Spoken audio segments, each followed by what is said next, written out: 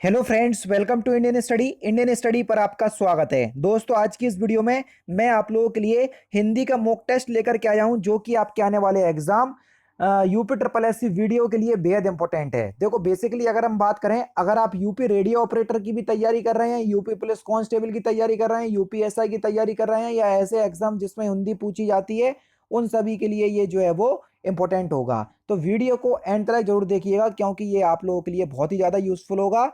50 question इसमें मैं लेकर के आया हूं और पूरे कवर करने का प्रयास करूंगा, तो एंड तक जरूर वीडियो को देखिएगा। अब से डेली बेसिस पे क्लास चला करेगी, क्योंकि अभी कुछ दिनों से मेरी थोड़ी हेल्थ बेकार थी, इस वजह से क्लास डेली बेसिस पे नहीं चल पा रही थी। लेकिन प्रॉपर कोशिश करूंगा कि डेली बेसिस पे आपको क्लास देने का प्रयास करूं।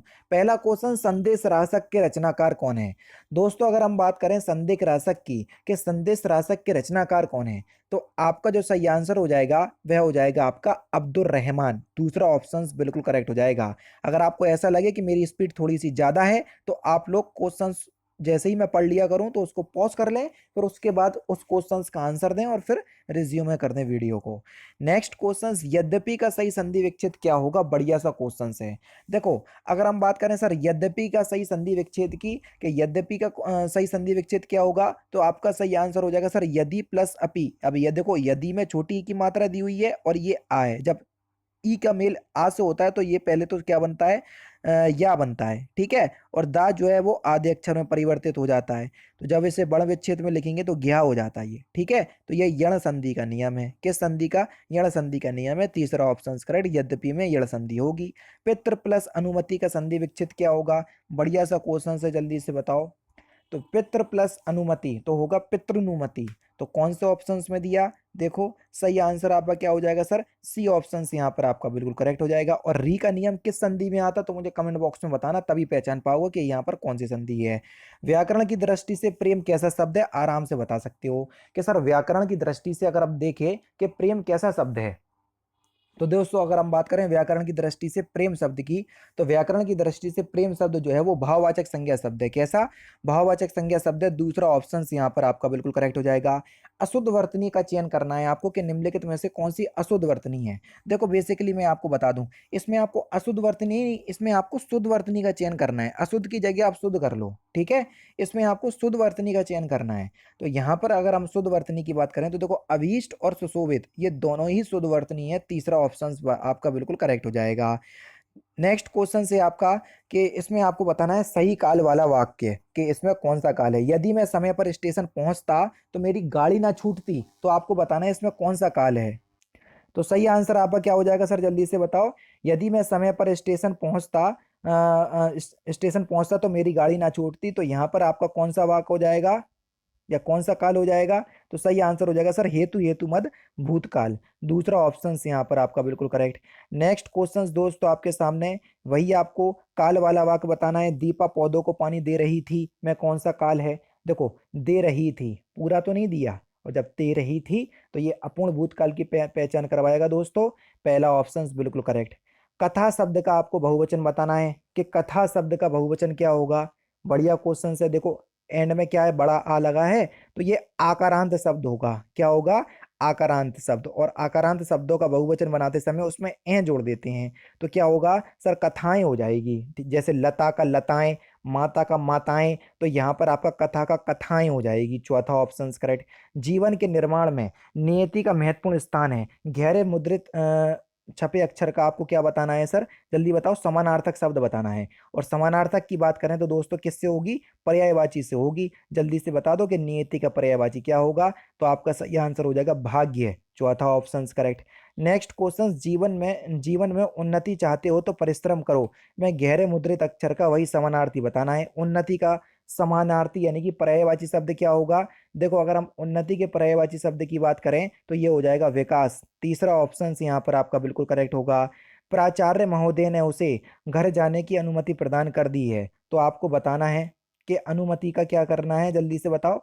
अनुमति का वही पर्यायवाची, अनुमति का तो अनुमति का पर्यायवाची शब्द हो जाएगा आपका अनुज्ञा। चौथा ऑप्शन यहाँ पर आपका बिल्कुल करेक्ट हो जाएगा। बेसिकली कई लोग ए ऑप्शन सोच रहे होंगे आज्ञा, तो वो भी हो सकता है, कोई दिक्कत वाली बात नहीं है, लेकिन प्रायोरिटी की बात करें तो चौथे ऑप्शन को देंगे, ठीक है, क्योंकि वो ज्यादा उसका अर्थ जो है वो ज्यादा उससे मिलता जुलता है। तत्सम शब्द का आपको चयन करना है। कौन सा तत्सम शब्द है? तो आपका अगर हम तत्सम शब्द की बात करें तो कौन सा तत्सम शब्द है? अश्रु एक तत्सम शब्द है, पहला ऑप्शन करेक्ट। विमुख का आपको विलोम शब्द बताना है। सिंपल सा क्वेश्चन से आसानी से बता सकते हो, जल्दी से बताओ। विमुख का विलोम शब्द, विमुख का विलोम शब्द हो जाएगा उन्मुख, दूसरा ऑप्शन करेक्ट। अग का विलोम शब्द क्या होगा? जल्दी से बताओ कि अग का विलोम शब्द क्या होगा। अग का विलोम शब्द क्या हो जाएगा सर? अग का विलोम शब्द हो जाएगा सर विज्ञ। चौथा ऑप्शन यहाँ पर आपका बिल्कुल करेक्ट। आकाश का विलोम शब्द क्या होगा सर? जल्दी से बताएं। आकाश का विलोम शब्द, आकाश के विलोम शब्द की अगर हम बात करें तो आकाश का विलोम शब्द होगा सर पाताल। चौथा ऑप्शन करेक्ट, यूपीएसआई में पूछा जा चुका है।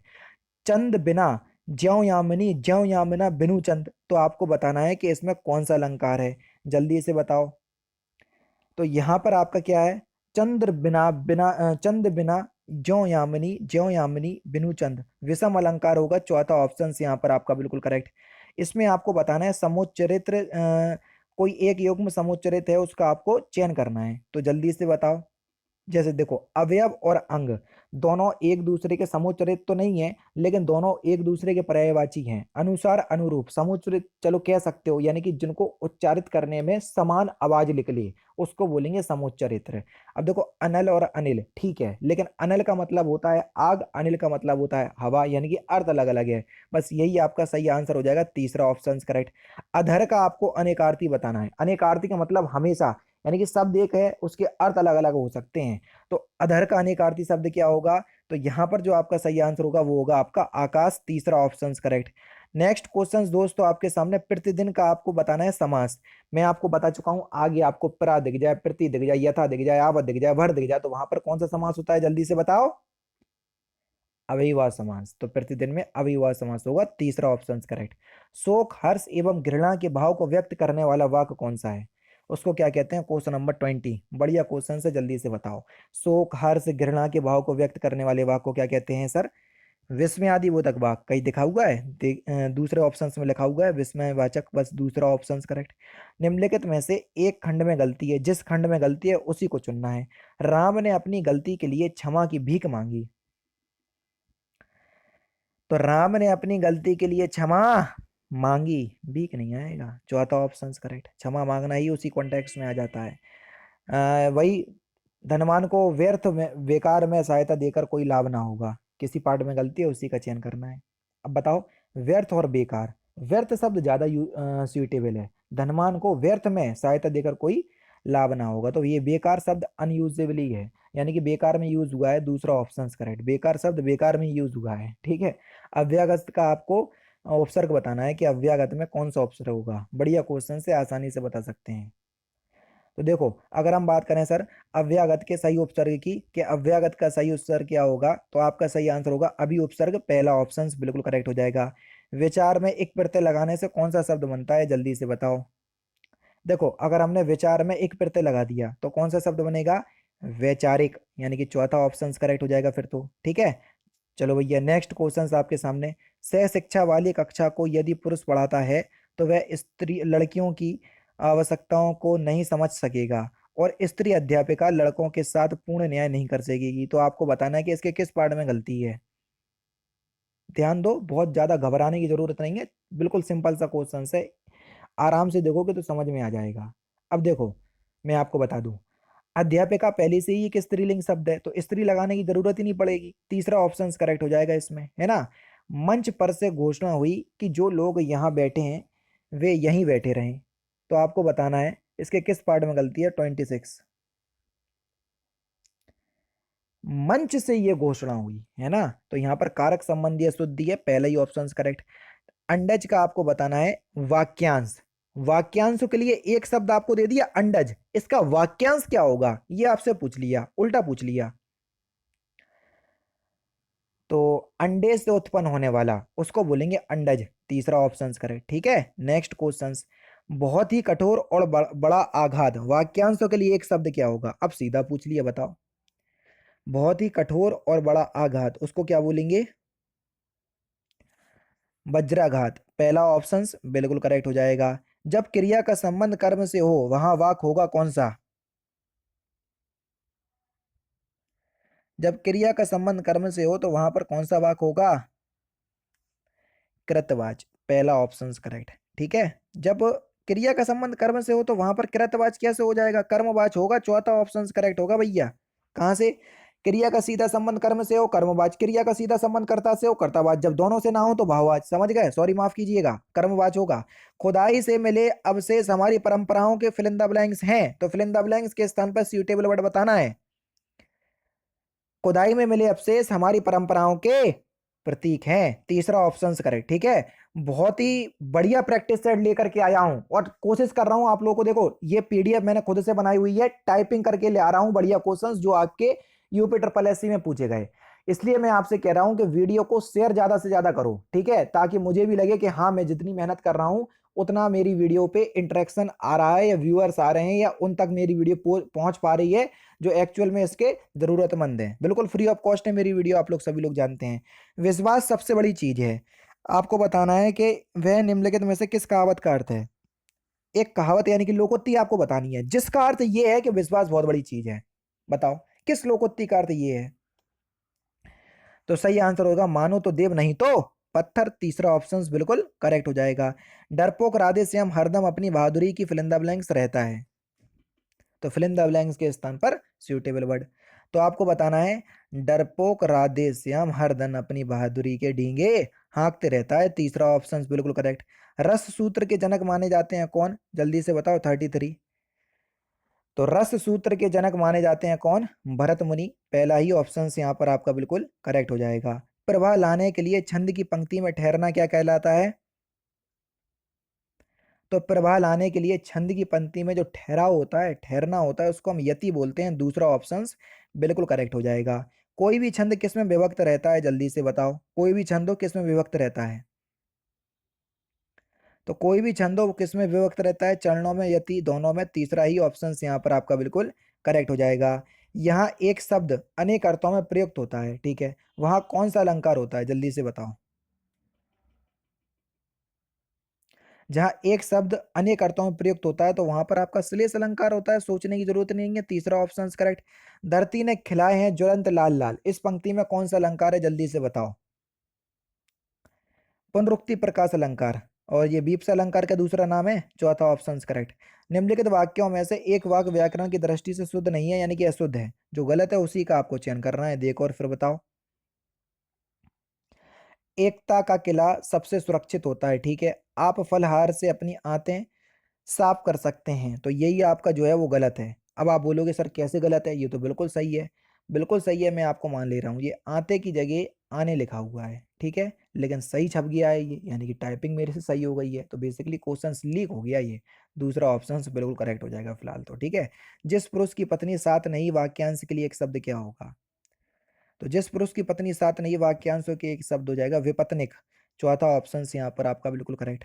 अहेर शब्द का आपको तत्सम रूप बताना है कि अहेर का तत्सम रूप क्या होगा। तो अहेर का तत्सम रूप हो जाएगा आपका आखेट। चौथा ऑप्शन अगेन बिल्कुल करेक्ट हो जाएगा। मक्षिका किसका तत्सम शब्द है? जल्दी से बताओ, मक्षिका किसका तत्सम शब्द है? तो आपका जो सही आंसर हो जाएगा वह हो जाएगा आपका मक्खी, यानी कि इस क्वेश्चन का दूसरा ऑप्शन करेक्ट। नेक्स्ट क्वेश्चन, तत्सम शब्द कौन सा है? जल्दी से बताओ 42 में। तो सही आंसर हो जाएगा स्वर्ण, एक तत्सम शब्द है। दूसरा ऑप्शन करेक्ट। अश्व किसका पर्यायवाची शब्द नहीं है? अश्व तरंग का पर्यायवाची शब्द नहीं है। ये घोतक लिखा हुआ गलत है, इसको घोटक कर लेना है ना। ये घोटक, और ये हत लिखा हुआ है इसको भी सही कर लो, हाय। ये घोड़े के पर्यायवाची शब्द होते हैं, मिसप्रिंट हो गए इसलिए सही करवा दिए। मार शब्द का पर्यायवाची शब्द आपको बताना है। मार शब्द का पर्यायवाची आराम से बता सकते हो, जल्दी से बताओ, बेहतरीन क्वेश्चन। तो सही आंसर हो जाएगा आपका अनग्न। बेसिकली ये तन गात के कॉन्टेक्स्ट में हो जाएगा, बदन के कॉन्टेक्स्ट में, है ना। तो ज्यादा तो नहीं मिल रहा है, लेकिन हाँ चौथा ऑप्शन लगा सकते हैं, ठीक है। निम्नलिखित में से आपको बताना है कौन सा विलोम युग्म जो है वो गलत है। जल्दी बताओ। Question number 45। तो आपका सही आंसर क्या हो जाएगा सर? ऑप्शन नंबर सी, शाश्वत का जो यहाँ पर आपका शाश्वत का विलोम शब्द क्या दे रहे हैं, जल्दी से बताओ। शाश्वत का विलोम शब्द दे रहे हैं कि सर शाश्वत का जो विलोम शब्द होगा वो सदैव होगा, जो कि गलत है। तीसरा ऑप्शन बिल्कुल करेक्ट। शाश्वत का विलोम शब्द जो है वो नश्वर होगा। ठीक है। नेक्स्ट क्वेश्चन आपके सामने, हर्ष का आपको विलोम शब्द बताना है। आराम से बता सकते हो कि हर्ष का विलोम शब्द क्या होगा। हर्ष के विलोम शब्द की बात करें तो क्या हो जाएगा सर? विषाद। दूसरा ऑप्शन यहाँ पर आपका बिल्कुल करेक्ट हो जाएगा। ठीक है। नेक्स्ट क्वेश्चन देखो, प्रसारण का विलोम शब्द क्या होगा? प्रसारण का विलोम शब्द क्या हो जाएगा सर? आकुंचन।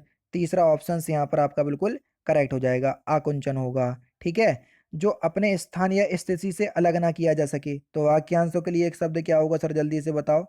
जो अपने स्थान या स्थिति से अलग ना किया जा सके, तो वाक्यांशों के लिए एक शब्द हो जाएगा सर अच्युत।